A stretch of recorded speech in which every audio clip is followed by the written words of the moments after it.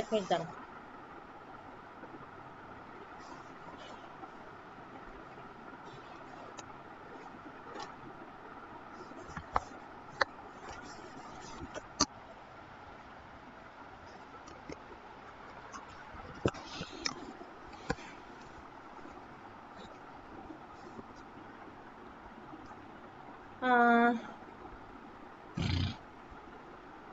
Single spirited function, হ্যাঁ এখান থেকে পাওয়া যাবে আই থিঙ্ক।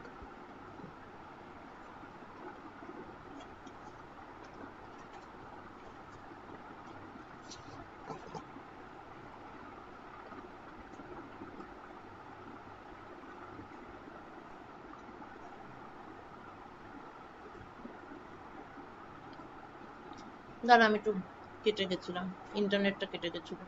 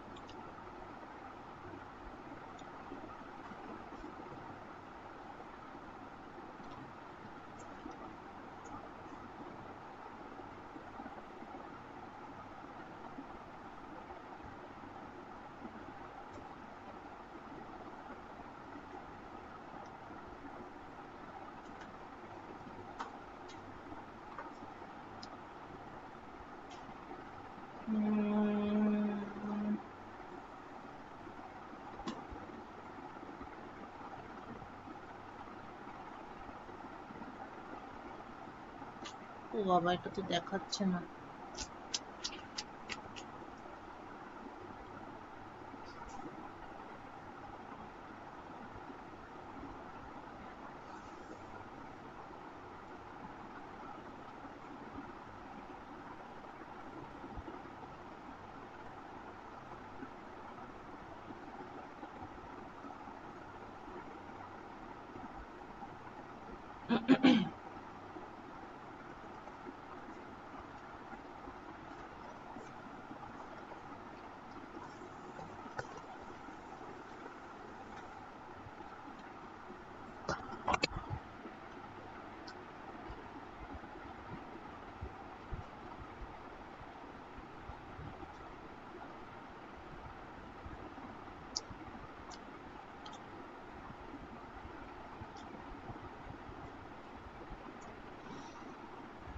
কত সময় লাগছে।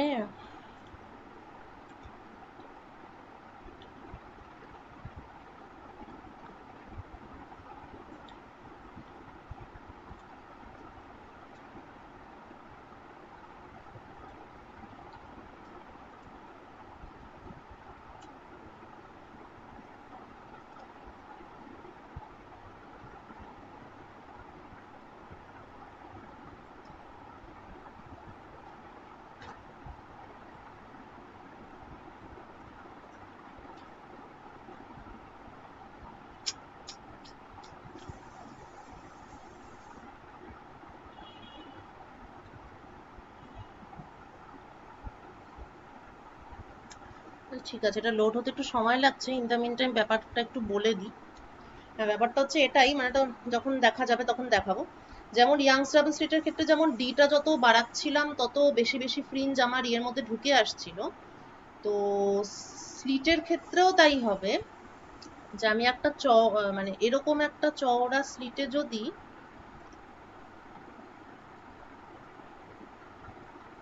এরকম একটা প্যাটার্ন পাই, তাহলে আমি যদি স্লিটটাকে আরো চওড়া করে দিই,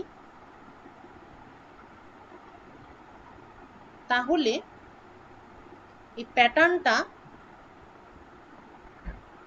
আরো সরু হয়ে যায়। বুঝতে পেরেছিস? মানে যত এটাকে হোয়াইট করব তত এটা ন্যারো হবে, যেটা এটার ক্ষেত্রেও ট্রু। যত ডি বাড়াচ্ছিলাম তত বিটা কমছিল, ফ্রিঞ্জ উইথ যেটা। তো এই যে একটা ইনভার্স রিলেশনশিপ, কার সঙ্গে কার, না, অ্যাপারচারের সাথে স্ক্রিনের উপর যে প্যাটার্ন দেখতে পাওয়া যাবে তার একটা ইনভার্স রিলেশনশিপ। এই এই মানে এই জিনিসটা মানে প্রকৃতিতে কিছু কিছু স্পেসের সাথে কিছু কিছু স্পেসের মানে যেমন আমরা 3 ডাইমেনশনাল স্পেসে আছি, এক্স ওয়াই জেড দিয়ে আমরা নিজেদের পজিশনকে বোঝাচ্ছি। কোনো একটা অন্য কোনো একটা প্রাণী, সে মনে কর পজিশন কি জানে না, পজিশনের কনসেপ্টটা নেই, এলিয়েন, কোনো একটা এলিয়েন অন্য গ্রহ থেকে এসেছে, সে পজিশনের কনসেপ্টটা তার নেই, সে হয়তো স্পিড মাপতে পারে, শুধুমাত্র স্পিড, নাথিং এলস। তাহলে সে নিজের কি বলবো, নিজেকে ডেসক্রাইব করে কি দিয়ে, ও হয়তো ওর স্পিডের 3টে কম্পোনেন্ট করবে, ভিএক্স ভিওয়াই ভিজেড। মানে আমরা এক্স ওয়াই জেড দিয়ে পজিশনটা বলি কেননা আমাদের ব্রেনটা যেভাবে তৈরি আমরা পজিশন মাপতে পারি, জাস্ট এটাই, আর কিন্তু কোনো কারণ নেই। ঠিক আছে, যেমন পাখি, পরিযায়ী পাখিরা কি করে মাইলের পর মাইল পথ চিনে একটা জায়গা থেকে আরেকটা জায়গা যায়? ওরা কি রাডার দিয়ে পজিশন মাপে? না, পজিশন মাপে না, ওরা কি করে ম্যাগনেটিক ফিল্ড মাপে। তাহলে ও কিন্তু এক্স ওয়াই জেড ব্যাপারটা জানে না, মানে ও জানে না যে আমাকে এত অক্ষাংশ এত দ্রাঘিমাংশতে একটা পুকুর আছে ওইখানে যেতে হবে, ও কিন্তু সেটা জানে না। ও জানে যে এই ম্যাগনেটিক ফিল্ড দিয়ে এরম এরম ভাবে নিজের কম্পোনেন্টকে সেট করে করে এই অমুক জায়গায় যাওয়া যায়। তাহলে ওর ক্ষেত্রে আবার ও পুরো জিনিসটাকে ফিল্ডের হিসাবে দেখে, বিএক্স বিওয়াই বিজেড হয়তো। তাহলে যেমন এটা একটা স্পেস, এক্স ওয়াই জেড একটা স্পেস, সেরকম ভিএক্স ভিওয়াই ভিজেড হচ্ছে আরেকটা স্পেস, যেটাকে আমি ভেলোসিটি স্পেস বলতে পারি। এটাকে যেমন আমি বলতে পারি ম্যাগনেটিক ফিল্ডের স্পেস।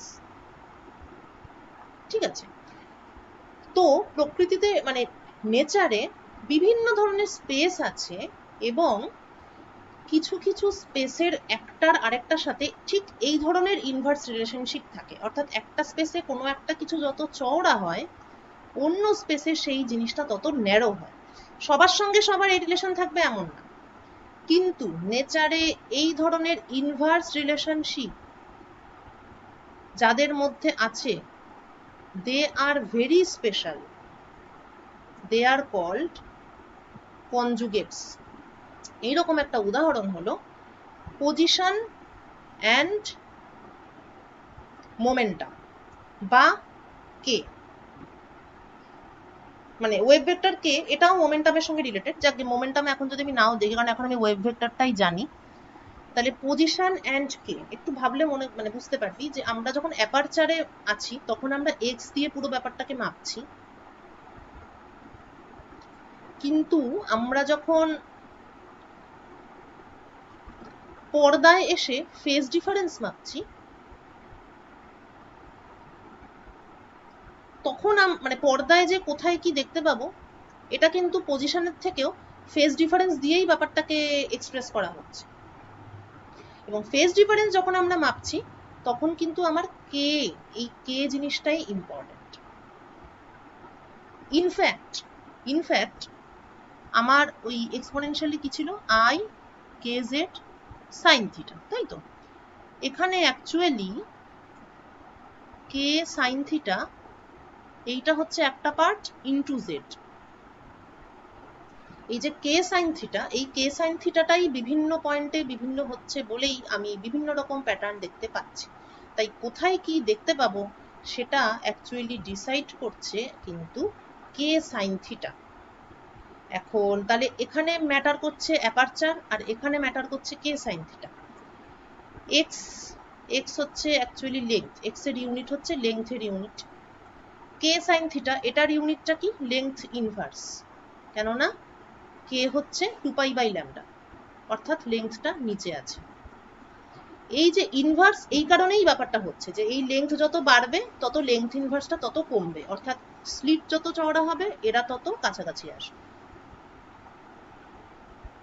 ঠিক আছে, ক্লিয়ার? তো এদেরকে মানে এক্স এবং কে এদেরকে কনজুগেট ভেরিয়েবল বলে।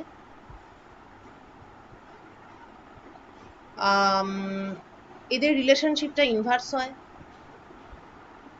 আর একটাকে বাড়ালে আরেকটা কমে বা একটাকে কমালে আরেকটা বাড়ে। এবং এই যে দুটো স্পেস, তাহলে এটাকে আমি এক্স স্পেস বলতে পারি, আর এটাকে আমি এটাকে আমি যদি কে স্পেস বলি, তাহলে এক্স স্পেস থেকে কে স্পেসে আমি কিভাবে গেছি? এক্স স্পেস মানে হচ্ছে স্লিট উইথ ডি ছিল, সেখান থেকে আমি কে স্পেসের ইন্টেন্সিটি প্যাটার্ন কিভাবে পেয়েছি? বাই সার্টেন ইন্টিগ্রেশন, যেখানে আমি E to the power I K sine theta X, এক্সই বলি, আমি এটাকে এক্স স্পেস বলছি তো, আচ্ছা নয়তো এটাকে জেড করে দিই, জেড জেড জেড। তো এই ধরনের একটা ইন্টিগ্রেশন করে আমি কে স্পেসে গেছি, ঠিক কথা? এটা জেড আর এটাও ডিজেড। তো এই যে ইন্টিগ্রেশনের মাধ্যমে একটা থেকে আরেকটাতে গেলাম, this is called Fourier transform.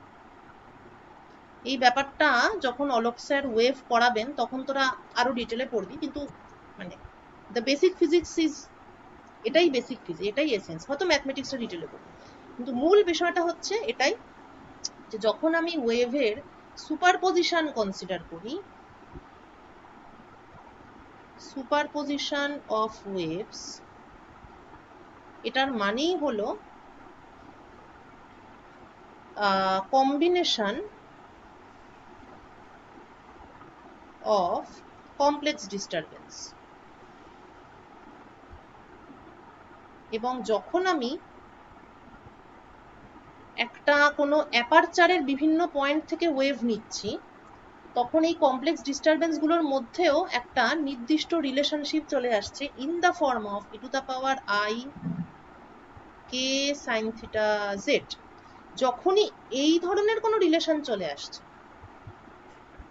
আর সামনে পেছনে তো আছেই যা থাকার, তখন অ্যাকচুয়ালি আমরা এই ধরনের রিলেশনশিপের মাধ্যমে একটা অ্যাপারচার থেকে একটা স্ক্রিনে যেতে পারছি।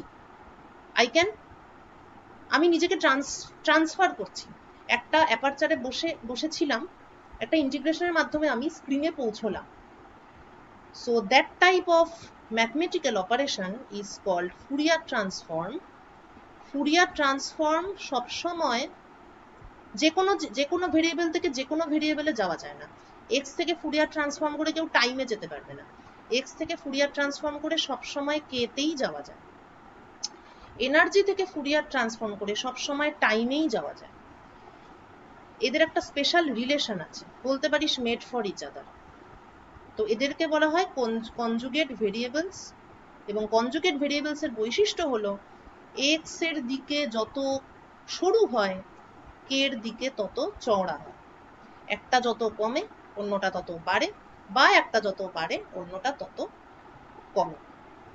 So this is the beauty of, মানে এটা জাস্ট দুটো লাইট জ্বেলে দিলাম আর প্যাটার্ন দেখতে পেলাম, এটা জাস্ট সেটা নয়। পরে যখন সলিড স্টেট ফিজিক্স পড়বি তখন এটার মানে আরো মানে বৃহত্তর অ্যাপ্লিকেশন দেখতে পাবি। আচ্ছা, উফ বাবা, দেখি উইডথ অফ স্লিট, দেখ উইডথ অফ স্লিট কম রেখেছিলাম, সেন্ট্রাল একটা ডিফ্রাকশন দেখতে পেয়েছিলাম, তার সঙ্গে এদিকে আর এদিকে দুটো ডিফ্রাকশন। স্লিট উইডথ বাড়াচ্ছি, ও আচ্ছা এটা স্লিট উইডথ বাড়ছে তাই না?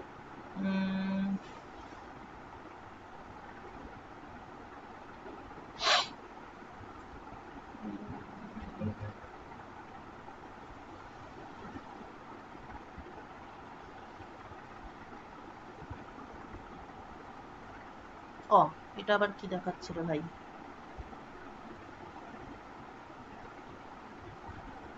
আচ্ছা এটা কোনো একটা অন্যভাবে ব্যাপারটাকে রিপ্রেজেন্ট করছে মনে হয়।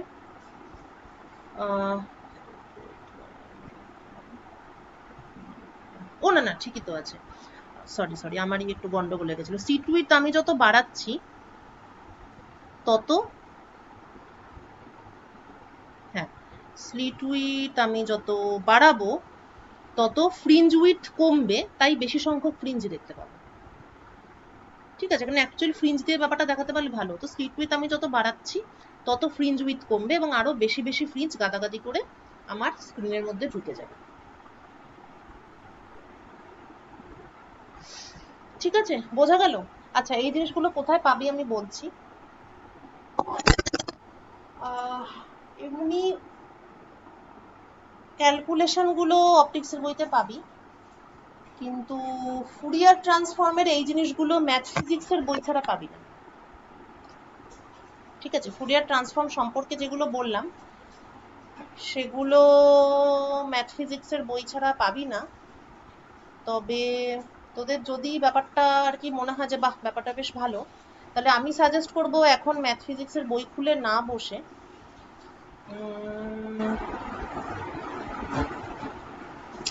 ইউটিউবের ভিডিও দেখলেই বেশি ভালো হয়। মানে বই খুলে বসতেই পারিস, কিন্তু it will take a lot of time. ঠিক আছে, ফুরিয়ার ট্রান্সফর্ম জিনিসটা খুব সিম্পল যদিও। ঠিক আছে, যদি তোদের সময় থাকে, এখন চাপ অত নেই, মানে দুটো পেপার মাত্র, তো সেক্ষেত্রে কোনো একটা, তোদের তো সেনগুপ্ত চ্যাটার্জি আছে অলরেডি, বা যদি স্পাইজেল থেকে যে কোনো ম্যাথ ফিজিক্সের বই, এটার কোনো ইয়ে নেই, যে কোনো, বা গ্রেওয়ালে ভালো আছে, মানে যার কাছে যেই ম্যাথ ফিজিক্সের বই আছে সেখান থেকে ফুরিয়ার ট্রান্সফর্ম ব্যাপারটা, জাস্ট জিনিসটা কি এটা সংক্ষেপে একটু দেখতে পারিস, আর দেখলে বেশ ভালো লাগবে। আর অবশ্যই ইন্টেন্সিটি গুলো বার করে নিয়ে আসবি। পরের ক্লাসে আমরা ডিফ্রাকশনটা শেষ করব। আর শেপটা ছাড়া কিছুক্ষণ সময় আছে, আমি শেপটা বলেই দিই, তাহলে ইয়াংস ডাবল স্লিটটা শেষ হয়ে যাবে। শেপ অফ ফ্রিঞ্জেস খুব মজার জিনিস।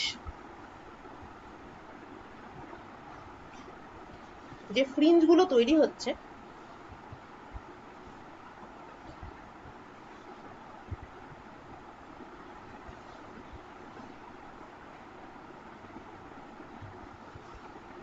ও আব্দুল কি ক্লাসে আছিস? আমি আব্দুলের মেসেজটা দেখিনি।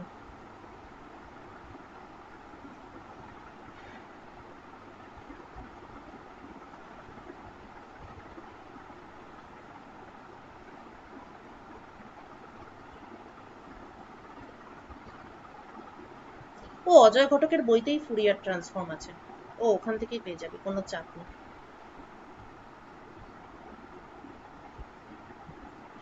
দাঁড়া জাস্ট এ মিনিট।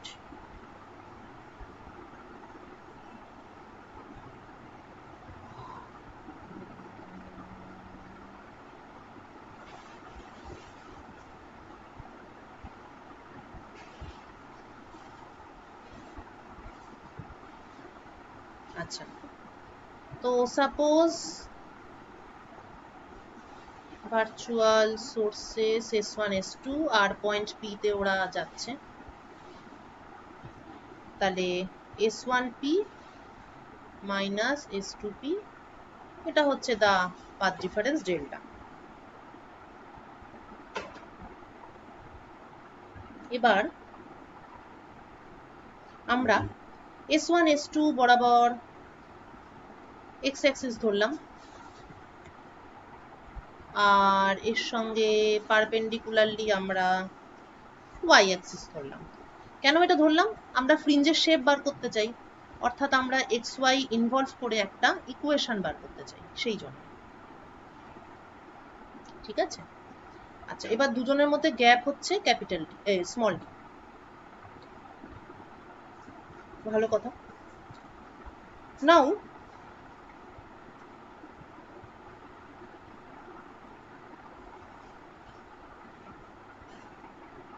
ওকে, আচ্ছা, এখন S1P মাইনাস S2P,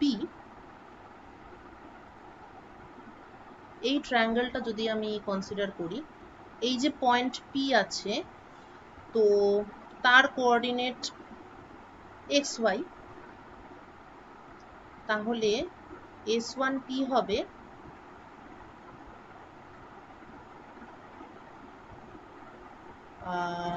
এই পয়েন্টটার কোঅর্ডিনেট হচ্ছে d/2 0, আর এই পয়েন্টটার কোঅর্ডিনেট হচ্ছে মাইনাস d/2 0, তাহলে S1P হবে x minus d/2 whole square plus y square এর স্কোয়ার রুট,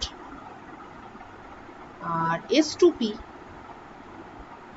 এইটা হবে, এটা জাস্ট কোঅর্ডিনেট থেকে লিখছি ডাইরেক্ট, x প্লাস d by 2 whole square plus y square এর স্কোয়ার রুট।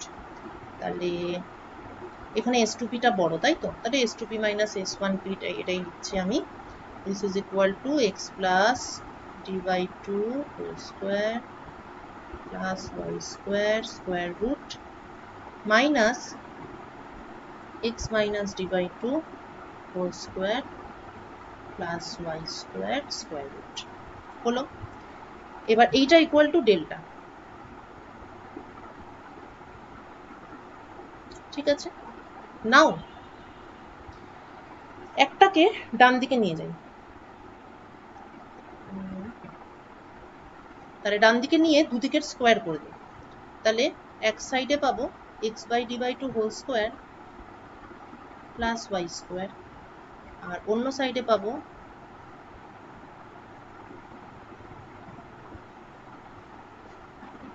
এই পুরো জিনিসটার হোল স্কোয়ার, অর্থাৎ a square plus b square plus 2 delta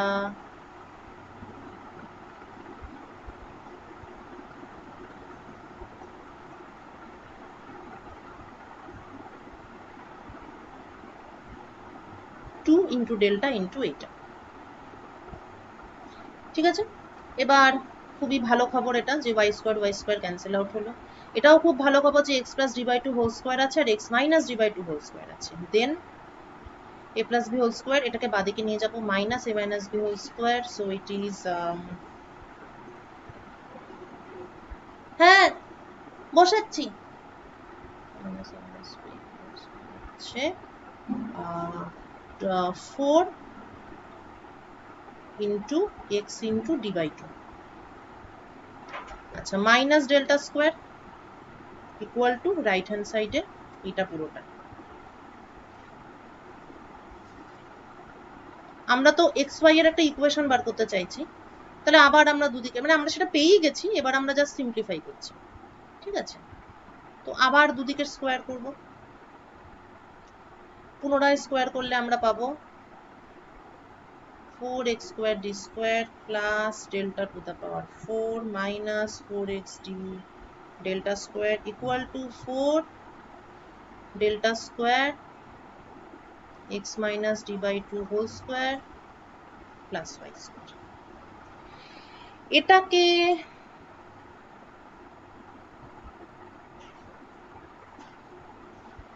rearrange করে লিখলে, কারণ এখানে অনেক কিছু ক্যান্সেল আউট হবে, ঠিক আছে? এটাকে হোল স্কোয়ারটাকে ব্রেক করতে হবে, সেটা আমি ডিটেলস আর করছি না, জাস্ট এটাকে হোল স্কোয়ারটা তুলতে হবে, প্লাস মাইনাস করতে হবে, এই সমস্ত করলে আমরা একটা প্রচন্ড চেনা ফর্ম পাবো, হুইচ ইজ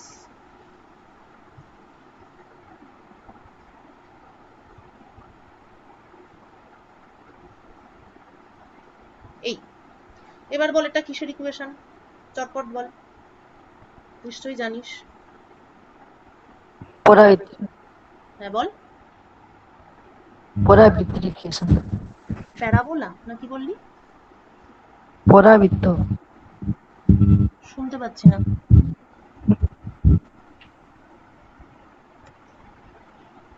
হাইপারবোলার ইকুয়েশন, ঠিক আছে?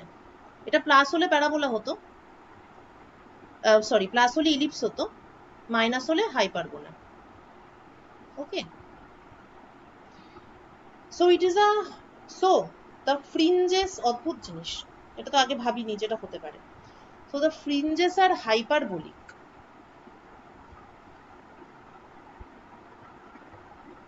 তাহলে কিরকম হলো জিনিসটা? হাইপারবোলিক ফ্রিঞ্জেস, সো এরকম একটা ব্যাপার আর এরকম একটা ব্যাপার,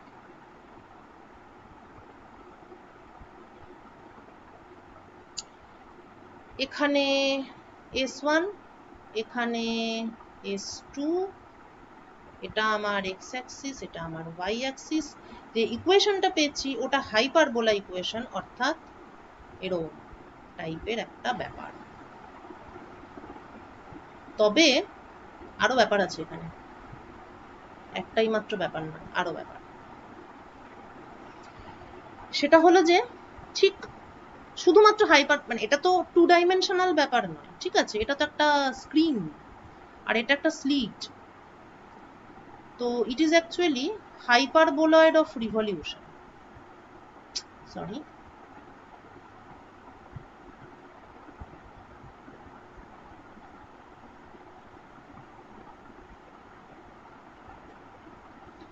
মানে এটা একটা ঝুড়ির মতো,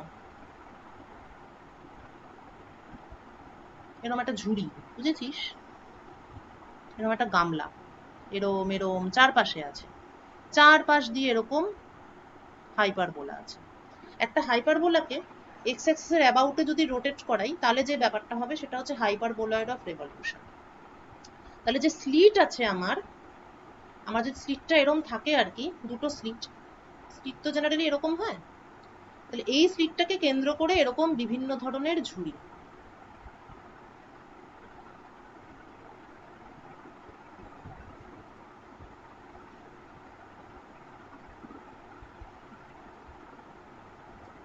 এই হচ্ছে গল্প। এবারে বলবি যে তাহলে ম্যাডাম স্ক্রিন থাকলে ব্যাপারটা কিরম হয় দেখতে। তাহলে স্ক্রিন যদি আমি এদিকে রাখি তাহলে একটা গোল ঝুড়িকে সাইড দিয়ে যদি কেটে দিই, তাহলে কিরম দাগটা পাওয়া যাবে? এরম এরম টাইপের দাগ পাওয়া যাবে, যেটাকে একটু ছোট রিজিয়নে দেখলে প্রায় স্ট্রেট লাইন বলেই মনে হবে। এটা ভুলে গেলে চলবে না যে পর্দাটা কাছে থাকে না, দূরে থাকে। কাছে থাকলে একটু ঘোরানো ঘোরানো দেখতে পেতাম, যেহেতু অনেক দূরে তাই স্ট্রেট লাইনই দেখতে পাবো। কিন্তু যদি স্লিটের সঙ্গে স্ক্রিনটাকে পারপেন্ডিকুলারলি রাখা হয়, অর্থাৎ এটা তো আমার স্লিট, আমি তো স্ক্রিনটাকে এভাবে রাখছি, তাই ঝুড়ির এরম একটা ভাবে কাট করছি। কিন্তু স্ক্রিনটাকে যদি স্লিটের সঙ্গে এইভাবে রাখতাম, তাহলে না গোল গোল ফ্রিঞ্জ দেখতে পেতাম। ইয়াংস ডাবল স্লিট থেকে আমরা যে ফ্রিঞ্জ দেখতে পাই সেটাকে বলে নন লোকালাইজড ফ্রিঞ্জ। কেননা পুরো সমস্ত বিশ্ব ব্রহ্মাণ্ড জুড়ে ফ্রিঞ্জ তৈরি হয়। হ্যাঁ, অনেক দূরে লাইট প্রায় থাকে না, তাই ফ্রিঞ্জ ওটাকে বলা উচিত। কিন্তু সমস্ত স্পেস জুড়ে বড় বড় ঝুড়ির আকারে ফ্রিঞ্জ তৈরি হয়। তুই তোর স্ক্রিনকে যেখানেই রাখবি সেখানেই ফ্রিঞ্জ দেখতে পাবি। যদি S1 S2 সঙ্গে প্যারালালি রাখিস তাহলে স্ট্রেট লাইন ফ্রিঞ্জ দেখতে পাবি, যদি S1 S2 সঙ্গে পারপেন্ডিকুলারলি রাখিস তাহলে সার্কুলার ফ্রিঞ্জ দেখতে পাবি। ইয়াংস ডাবল স্লিট থেকে সার্কুলার ফ্রিঞ্জ দেখা সম্ভব, লিনিয়ার ফ্রিঞ্জ দেখা সম্ভব, পাশাপাশি এরকম বেঁকিয়ে রাখলে একটা অদ্ভুত শেপের ফ্রিঞ্জ দেখা সম্ভব, because the fringes are non-localized, so they are created all over the space, কোনো নির্দিষ্ট জায়গায় তৈরি হয় না। কম্পেয়ার টু দ্যাট, থিন ফিল্মে যে ফ্রিঞ্জ তৈরি হয়, যেমন সাবানের বাবল, সোপ বাবলে তুই যে কালার দেখতে পাস সেটা তো একটা ফ্রিঞ্জ। এই ফ্রিঞ্জ কিন্তু স্ট্রিক্টলি লোকালাইজড, একটা নির্দিষ্ট রিজিয়নেই এই ধরনের ফ্রিঞ্জ তৈরি হয়, যে কোনো জায়গা থেকে দেখা যাবে না। বুঝতেই পারছিস, চোখ যেদিকে থাকে, একটা নির্দিষ্ট জায়গায় চোখ থাকে, তবেই ফ্রিঞ্জ দেখা যায়। সো থিন ফিল্ম ইন্টারফেয়ারেন্স মানে যেখানে আমি ডিভিশন অফ অ্যামপ্লিটিউড করে যে ফ্রিঞ্জ পাচ্ছি, সেটা কিন্তু লোকালাইজড ফ্রিঞ্জ। কম্পেয়ার টু এইটা ইয়াংস ডাবল স্লিট, সেটা কিন্তু নন লোকালাইজড ফ্রিঞ্জ। ঠিক আছে, অনেক পড়িয়ে দিলাম, আর আমি দেখলাম যে অজয় ঘটকে সবই আছে, ইনক্লুডিং ফুরিয়ার ট্রান্সফর্ম। তাই ভালো করে পড়ো, আর যেটা করতে বললাম ওটা নেক্সট সানডে করে আনো। যদি হয়ে যায় আমাকে আগেই পাঠাতে পারিস, তাহলে ঠিক হয়েছে না কি হয়েছে আমি বলে দেবো।